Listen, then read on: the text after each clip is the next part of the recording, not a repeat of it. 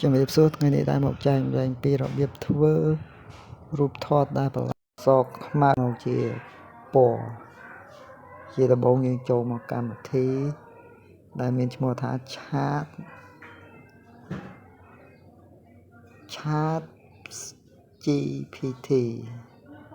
អញ្ចឹងដើម្បីបានកម្មវិធីមកយើងដើម្បីបានកម្មវិធីនេះយើង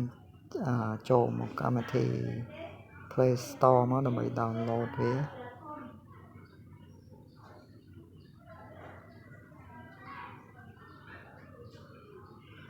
បានអញ្ចឹងយើងចូលមក Play Store មកដើម្បីធ្វើការ download តោះមកយើងសើចយើងសរសេរពាក្យថា Chat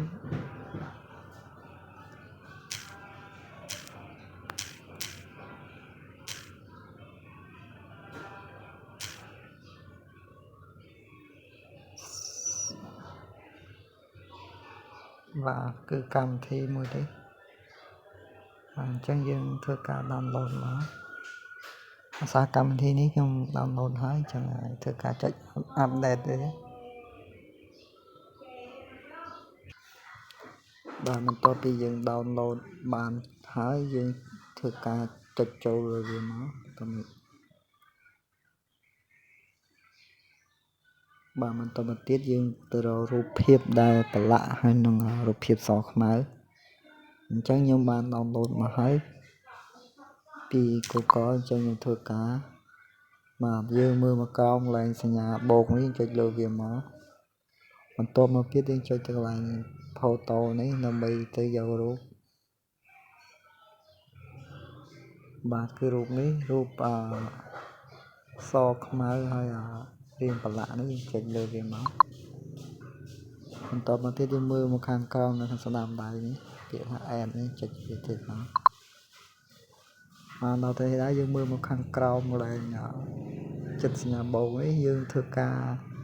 សរសេរអក្សរនេះក្រោមនោះមកបាទដោយសារខ្ញុំខ្ជិលសរសេរខ្ញុំ copy ទុកអញ្ចឹងខ្ញុំផាសវាចូលតែម្ដង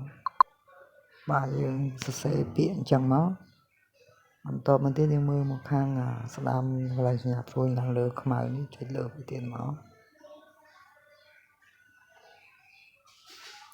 បាទបន្តមកទៀតយើងធ្វើការរងចាំមួយផ្លែត